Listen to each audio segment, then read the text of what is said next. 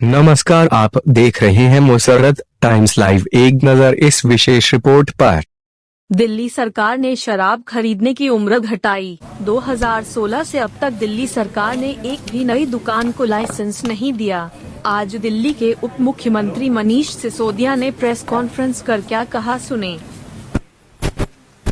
आज मुख्यमंत्री अरविंद केजरीवाल जी ने दिल्ली में लिकर माफिया पर शिकंजा कसने के लिए बहुत बड़ा कदम उठाया है, एक बहुत बड़ा निर्णय लिया है। दिल्ली की एक्साइज पॉलिसी में बदलाव करके उन सारे फैक्टर्स को हटाया जा रहा है जिनकी वजह से दिल्ली में लिकर माफिया अपना अवैध कारोबार चलाने में कामयाब होता है, जिनकी वजह से चला पाता है। इसकी बैकग्राउंड ये है कि आपको सूचना भी है उसकी। कुछ महीने पहले दिल्ली में एक्साइज डिपार्टमेंट में एक्सपर्ट कमेटी बनाई गई थी कि दिल्ली के लिकर सिस्टम को क्लीन करने के लिए, दिल्ली में लिकर ट्रेडिंग के एक्सपीरियंस को ठीक करने के लिए और ख़रीदने के एक्सपीरियंस को ठीक करने के लिए, और जो इतना इलिसिट इधर उधर बिखरता रहता है, रेवेन्यू लीकेज हो रही है, इसको ठीक करने के लिए एक एक्सपर्ट कमेटी बनाई थी। उसके बाद में उस रिपोर्ट पर और बाकी चीज़ों पर पब्लिक के सुझाव भी मांगे थे। 14,700 कमेंट्स पब्लिक की तरफ से आए, जनता के पास से आए और एक्सपर्ट कमेटी की रिपोर्ट आई। उसके बाद मुख्यमंत्री जी ने ग्रुप ऑफ मिनिस्टर्स बनाया था कैबिनेट में, जिसमें ये तय हुआ था कि एक्सपर्ट कमेटी की रिपोर्ट और 14,700 सजेशंस हैं और जो एग्जिस्टिंग सिस्टम है उसको डीपली स्टडी करके जो रिक्वायर्ड रिफॉर्म है उनको सजेस्ट करे। तो आज ग्रुप ऑफ मिनिस्टर्स की रिकमेंडेशंस कैबिनेट के सामने रखी गई थी और उन रिकमेंडेशंस को स्वीकार करते हुए सरकार ने उनको स्वीकार करते हुए अब एक्साइज पॉलिसी बनाने का काम शुरू कर दिया है। तो ग्रुप ऑफ मिनिस्टर्स की रिकमेंडेशंस को स्वीकार कर लिया गया है। उसमें क्या क्या है मेजर, उससे पहले मैं थोड़ा सा आपको दिल्ली के लिकर सेक्टर की, दिल्ली में लिकर के डिस्ट्रीब्यूशन और सेल की एक वर्तमान तस्वीर दिखाना चाहता हूं। ये आप देखें तो ये जो मैप है दिल्ली का, इसमें आपको ब्रॉडली दो कलर दिखाई दे रहे हैं, रेड और ब्लू। तो ये जो रेड है, डार्क रेड या लाइट रेड, बेसिकली ये दिल्ली में ऐसा एरिया है जहां शराब की दुकान बिल्कुल नहीं है या एक दुकान है, अनसर्व्ड है। डार्क रेड जितना है वो अनसर्व्ड है और जो लाइट रेड है वो अंडर सर्व्ड है, जिसमें केवल शराब की एक दुकान है, वैसा ये एरिया है। तो इसको और दूसरा जो ब्लू है, ब्लू एरिया वो है जो ओवर सर्व्ड है। तो दिल्ली में अगर देखें तो या तो दिल्ली के कुछ इलाके ओवर सर्व्ड हैं और दिल्ली के ज्यादातर इलाके अनसर्व्ड हैं या बहुत बुरी तरह से अंडर सर्व्ड हैं। उसकी वजह से दिल्ली में शराब माफिया अपनी जगह बनाता है। सबसे बड़ा कारण उसमें यह है। मैं इस मैप को थोड़ा सा और एक्सप्लेन कर देता हूं। दिल्ली में आप सबको पता है 272 वार्ड्स हैं। तो इन 272 वार्ड्स में से 80 वार्ड्स ऐसे हैं, 79 वार्ड्स ऐसे हैं जहां जीरो शॉप है, एक भी शॉप नहीं है। ये डार्क रेड जो है वो आपको एरिया दिखाया है। 45 वार्ड्स ऐसे हैं जहां एक शॉप है, जो लाइट वो दिखाया है आपके सामने। और थोड़ा सा ग्रीन जो है, जो दिखाया है लाइट ग्रीन वाला, जहां दो शॉप्स हैं। ये सारा इस तरह से देखें तो 158 वार्ड्स ऐसे हैं, यानी कि 272 में से 58% दिल्ली या तो अनसर्व्ड है या अंडर सर्व्ड है। या तो एवरेज के हिसाब से देखें तो या तो वहां शराब नहीं उपलब्ध है, कोई दुकान नहीं है, या है तो इक्का दुक्का दुकान है। ऐसे में ही सारा अवैध कारोबार चलता है शराब का। दूसरी तरफ जो प्योर ग्रीन एरिया है उसको आप देखेंगे तो वो हम मान रहे 3 एवरेज अगर किसी वार्ड में दुकानें हैं तो वो जनरल है। केवल 8% ऐसा है जो नॉर्मली सर्व्ड है। स्लाइटली ओवर सर्व्ड 4 से 5 दुकानें हैं जहां पे वो थोड़ा सा ग्रे एरिया है, हल्का सा लाइट ब्लूइश। ये आप देखेंगे तो 37 वार्ड्स ऐसे हैं। इंटरेस्टिंग है कि इसमें 6 से 10 या मतलब 6 दुकानों से ज्यादा और किसी में तो 10 से ज्यादा दुकानें हैं। 54 वार्ड्स ऐसे हैं, यानी कि 20% दिल्ली ओवर सर्व्ड है। तो उसका नुकसान ये हो रहा है कि एक तरफ तो अवैध कारोबारी अपना काम चला रहे हैं, घरों में, गोडाउन्स में, दुकानों में अवैध शराब बेच रहे हैं। दूसरी तरफ कुछ इलाके ऐसे हैं जहां हम भी जानते हैं, हम बात भी करते रहते हैं आपस में, कि एक एक गली में 2-2, 3-3 दुकानें हैं। यहां तक कि कुछ मॉल्स ऐसे हैं जहां 8-8, 10-10 दुकानें तक हैं शराब की, और वो खुलती चली गई। तो ये एक तस्वीर है दिल्ली के सिस्टम की जो मैंने आपके सामने रखी। यही चीज मैं रेवेन्यू के भी कह सकता हूं आपके सामने कि अच्छा, इसमें एक इंटरेस्टिंग चीज और है, मैंने नोट की थी कि 50%, 850 के करीब दुकानें हैं, उनमें से 50% दुकानें केवल 45 वार्ड्स में हैं। तो आधी दुकानें जो लिकर शॉप्स हैं वो तो 45 वार्ड्स में ही हैं। तो इस तरह से बहुत ही अनइक्वल सर्विंग ऑफ लिकर की वजह से बहुत सारे इलाके ऐसे रह जा रहे हैं जो या तो ओवर सर्व हैं या एकदम सर्व नहीं है। रेवेन्यू का देखें तो 50% रेवेन्यू जो है वो 189 शॉप से आ रहा है और 46 वार्ड से आ रहा है। तो ये भी एक बताता है कि बाकी सब जगह से चोरी हो रही है। लिकर कंजम्पशन तो सब जगह हो रहा है, ऐसा नहीं है कि लिकर कंजम्पशन नहीं हो रहा है। तो बाकी इलाकों में लगातार चोरी हो रही है। ये मैं थोड़ी सी तस्वीर आपके सामने रखना चाहता था ताकि मैं आपको बता सकूं कि हो क्या रहा है दिल्ली में, हो क्या रहा है। उसी क्रम में एक चीज और आपके सामने रखना चाहता हूं कि अभी तक हम लोग कोशिश करते रहे कि एक्साइज डिपार्टमेंट की सख्ती से इसको कंट्रोल में लाया जाए। पिछले 3-4 साल में काफी कोशिशें की थी और उसके रिजल्ट हैं कि पिछले 2 साल में करीब 7,09,000 बोतल अवैध शराब पकड़ी हमारी टीम ने। 7,09,000 बोतल। 1864 एफआईआर की अवैध शराब कारोबार पे, शराब माफिया के खिलाफ 1864 एफआईआर की हैं। 1939 लोग अरेस्ट किए हैं पिछले 2 साल में। 1014 करीब 1000 व्हीकल्स जब्त किए जिन पे शराब माफिया से जो जब्त किए गए हैं। लेकिन ये मैं कहता हूं ये तो टिप्स ऑफ द आइसबर्ग है। ये शराब इंटरनेशनल जो शराब माफिया का धंधा है दिल्ली में वो काफी हद तक बढ़ा हुआ है। हमारी तमाम कोशिशों के बावजूद यही पकड़ में आ पाए। जो मोटे तौर पे दुकानें बताते हैं कि दिल्ली में 850 तो शराब की दुकानें हैं, लेकिन जो ऑथराइज्ड हैं करीब 2000 इलीगल शराब माफिया दुकानें चलाता है। 2000 दुकानें जो घरों में चलती हैं, जो दुकानों से सप्लाई होती है, जो कुछ पर्टिकुलर गोडाउन्स हैं। तो इन सब को रोकने के लिए अब एक पॉलिसी बनाई जा रही है।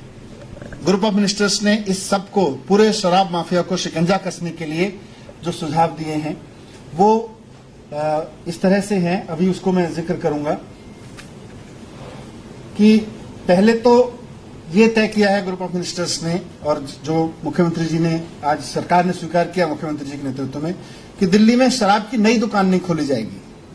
इक्विटेबल डिस्ट्रीब्यूशन करेंगे लेकिन शराब की नई दुकान खोल के नहीं करेंगे। तो जितनी दुकानें हैं उतनी ही दुकानें रहेंगी, दिल्ली में कोई नई शराब की दुकान नहीं खुलेगी। और ये बताते हुए मैं ये भी बता दूं कि आज जितनी दुकानें हैं, 2016 में जितनी दुकानें थीं उसके बाद से दिल्ली में नई शराब की दुकान नहीं खोली गई है। 2016 से कोई नई दुकान नहीं खुली है, आगे भी नहीं खोली जाएगी नई दुकान। ये हमारा कमिटमेंट है यहां पे। दूसरा रिफॉर्म ये है कि अभी आधी से ज्यादा दुकानें, करीब 60% दुकानें सरकारी हैं। यहां बहुत चोरी है, यहां ब्रांड पुशिंग होती है, यहां टैक्स की भी चोरी देखी गई, हमने स्टडी किया। यहां पे उनका उस सब के बावजूद 40% दुकानें जो प्राइवेट हैं उनसे ज्यादा रेवेन्यू आ रहा है बनिस्बत 60% सरकारी दुकानों के मुकाबले। तो ये सारा डेटा स्टडी किया और ये तय किया कि अब दिल्ली में सरकार की शराब की दुकान नहीं होगी। दिल्ली में सरकार की शराब की दुकानें विड्रॉ कर ली जाएंगी, क्योंकि गवर्नमेंट की जो दुकानें हैं वो 150 गज में हैं, 150 स्क्वायर फीट की दुकानें, छोटी छोटी दुकानें, और उनके बाहर आप देखेंगे तो जेल जैसा दृश्य रहता है आमतौर पे। वो खिड़की का दरवाजे जो है उसके सेलिंग काउंटर होता है, वो सड़क पे होता है आमतौर पे, और वहां एकदम जेल की तरह से लाइन लगी रहती है। तो वो हमने बंद करने का निर्णय लिया है। अब दुकान एक तो गवर्नमेंट की दुकान नहीं होगी और किसी भी लिकर शॉप के लिए कम से कम 500 स्क्वायर फीट की दुकान होना जरूरी होगा। उसके लिए यह भी जरूरी होगा कि उसका कोई भी काउंटर सड़क की तरफ नहीं खुलेगा, क्योंकि अभी सरकारी दुकान शराब की दुकान की बात करो तो बाहर एक खिड़की जिसमें से कुछ लोग हाथ डाल डाल के शराब ले रहे हैं, वो नजारा नजर आता है। ये बंद हो जाएगा दिल्ली में नजारा। 500 स्क्वायर फुट से नीचे कोई शराब की दुकान नहीं होगी। बाहर खड़े होकर कोई शराब नहीं बिकेगी। जो काउंटर होगा वो अंदर होगा। सेल काउंटर से लेके पिकअप सब कुछ अंदर होगा। बाहर से वो शराब नहीं बेच सकेगा। ये दुकान की जिम्मेदारी होगी, ये दुकान वालों की जिम्मेदारी होगी कि वो दुकान के बाहर लॉ एंड ऑर्डर को बना के रखें, वो साफ सफाई रखवाएं, वहां वातावरण ठीक रखें, किसी तरह का इलिसिट कंज्यूमर या open consumption, open liquor consumption के माहौल वहां पे ना बने, जो ठेले वाले खड़े हो जाते हैं या कोई इस तरह के लोग खड़े हो जाते हैं जिनके पास खड़े होकर लोग वहां पे कंजम्पशन करने लगते हैं। ये दुकानदार की जिम्मेदारी होगी कि वहां पर इस तरह की कोई एक्टिविटी ना हो। उसके लिए उसको सीसीटीवी, सुरक्षा गार्ड सब कुछ करना पड़ेगा। जरूरत पड़े तो पुलिस में कहना पड़ेगा, लेकिन वहां नहीं होने देना ये उसके ऊपर डाला जा रहा है, जिम्मेदारी दुकान के ऊपर। अगर ऐसा नहीं कर पाया तो फिर उसके लिए उसका रिकॉर्ड खराब होगा और उसको आगे से दुकान चलाने में दिक्कत आ सकती है। दूसरा इसका प्रिंसिपल है इक्विटेबल डिस्ट्रीब्यूशन। अभी जैसा मैंने कहा, कुछ हिस्सों में ही दुकानें हैं, उनको इक्विटेबल डिस्ट्रीब्यूशन किया जाएगा ताकि पूरी दिल्ली में जहां जहां भी शराब माफिया काम कर रहा है दुकान नहीं होने की वजह से, उसके एवेन्यूज बंद हो जाए। आज हम सब जानते हैं कि हर एक विधानसभा में, हर एक वार्ड में दुकानें खुली हुई हैं। कई गलियों में आमतौर पर ये अपराधी जो हैं, ये जो शराब का काम करते हैं अवैध, ये लोग अपराधी भी हैं, तो वहां अपराध को भी बढ़ावा देते हैं। तो इनका पूरा धंधा बंद हो जाएगा। इन पे इस तरह से शिकंजा कसने की तैयारी की गई है। दूसरा, क्वालिटी लिकर। दिल्ली में जो भी लिकर सेल होगी उसकी क्वालिटी इंटरनेशनल स्टैंडर्ड्स की होनी चाहिए।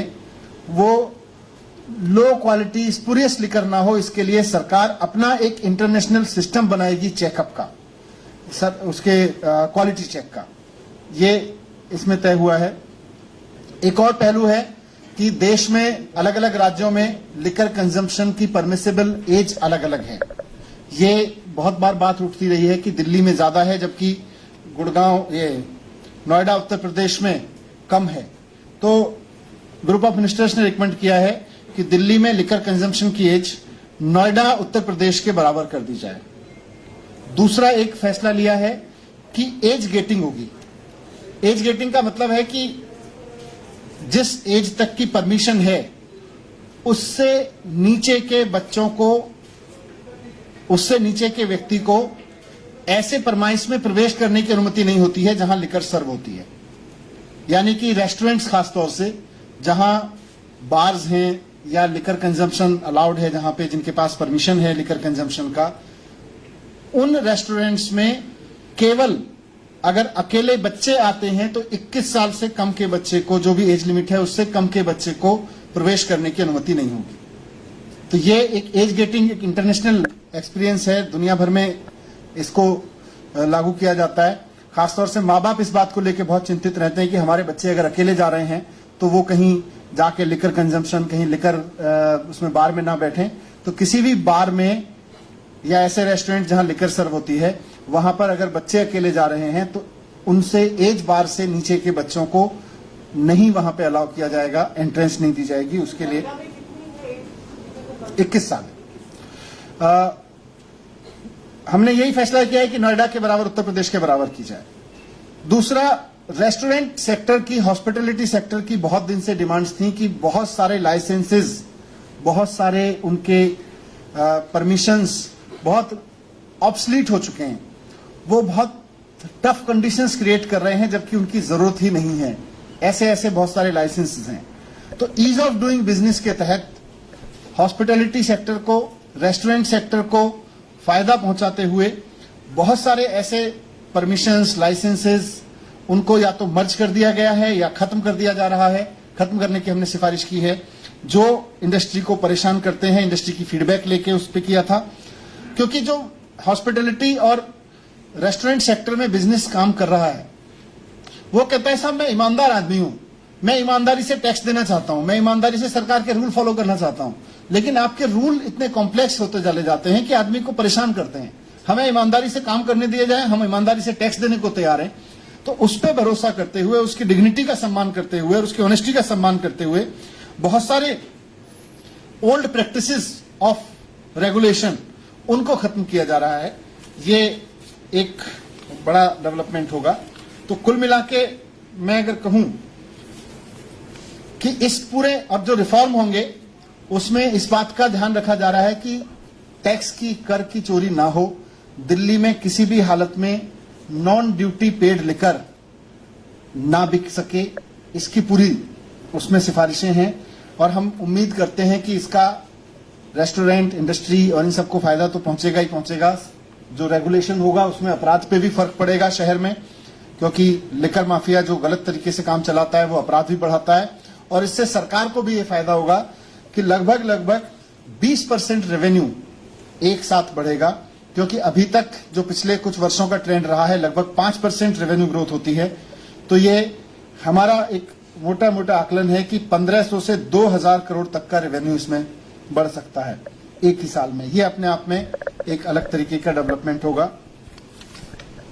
तो इस तरह से पूरी तरह से एक ट्रांसपेरेंट फेयर प्रैक्टिसेस वाली पॉलिसी जो शराब माफिया को नीचे लेके आएगी, शराब माफिया के खिलाफ शिकंजा कसेगी और अपराधियों के और शराब के बेचने वालों के बीच जो गठजोड़ बन जाता है उसको तोड़ेगी। उस तरह की एक पॉलिसी ग्रुप ऑफ मिनिस्टर्स ने रिकमेंड की, जिसको आज सरकार ने मंजूर किया है।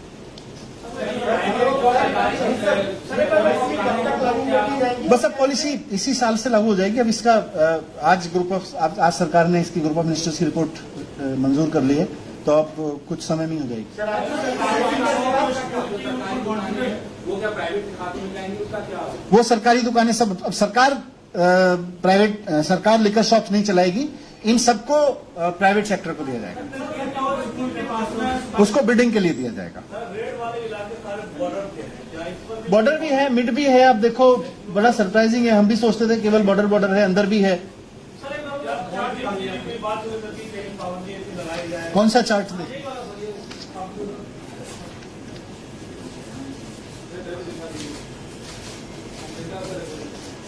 Thank you.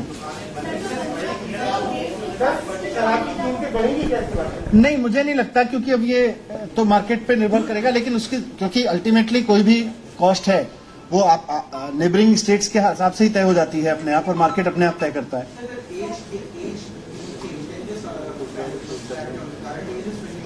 इट्स 25।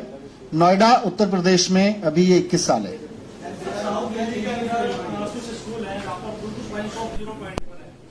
जो स्टैंडर्ड प्रोसेसिंग इसके प्रोसेसेस हैं कि उसकी जो प्रेस्क्राइब डिस्टेंस है उससे दूर ही होता है, उससे कोई पास आता है तो दुकान बंद।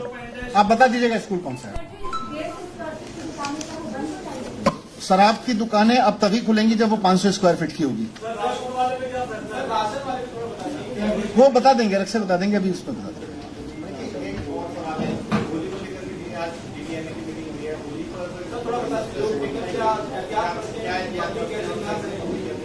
अभी आने दो बोली।